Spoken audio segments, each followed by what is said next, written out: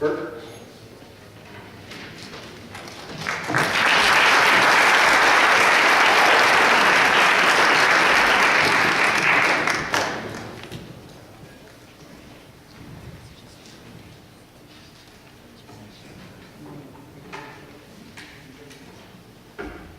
Morning.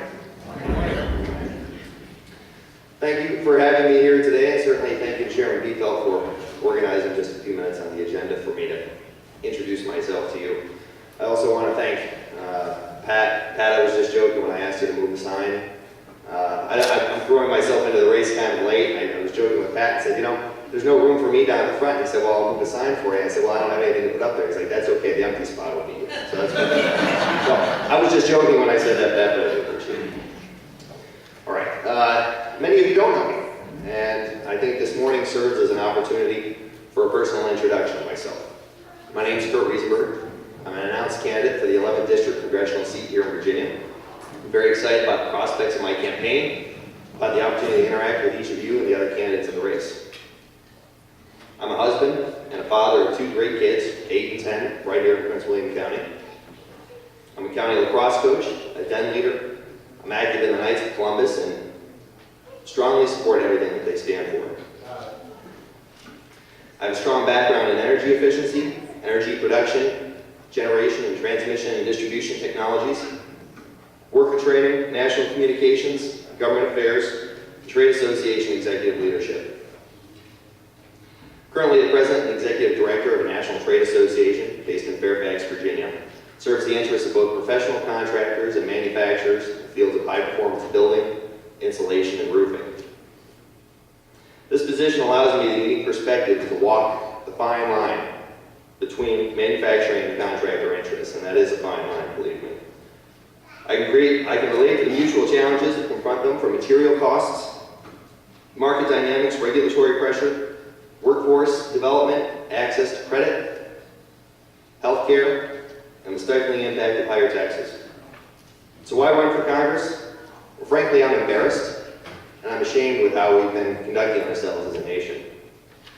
Our leaders have completely lost touch with reality and have moved too far away from the interests and the desires of the American people. Amen. They positioned us for record spending, record deficits, and a culture of irresponsibility and government dependence for the foreseeable future. There's no apparent rational motivation for the type of behavior that I've been seeing build over the last 2 years and more recently over the last few weeks. Things are going entirely in the wrong direction on everything from healthcare to energy, governance, jobs creation, and a government bureaucracy leading to taxes that will be beyond imagination. I'm running for Congress because I believe we need to inject reason back into government. Because I believe that there are methods of respectful disagreement, transparency, and consensus development around difficult subjects that are lacking in our leaders today. I believe that this lack was a critical misstep in the hiring process that America and Virginia's 11th District engaged in when these folks were given the job just a couple of years ago. I think that the lack of these fundamental leadership skills were missed because of the buzz around the presidential election, because of talking points, change, short bullet lists of positions, without the expectation of the ability for rational and critical thought. I can stand up here and say, you know how to spend your money better than the government does. Okay? I can say that we need to repeal that law. Those are all true. But healthcare, although it's a problem, and the giant bureaucracy and the Department of Health and the IRS is a problem. It's not the problem. Government takeover of our higher education funding, it's a problem, but it's not the problem. Government ownership of our banks and our automotive companies, not the problem. Each of these are symptoms of a much larger problem, a systemic problem. The problem of government elitism, and we know better than you approach the governance. I believe we need to respect that.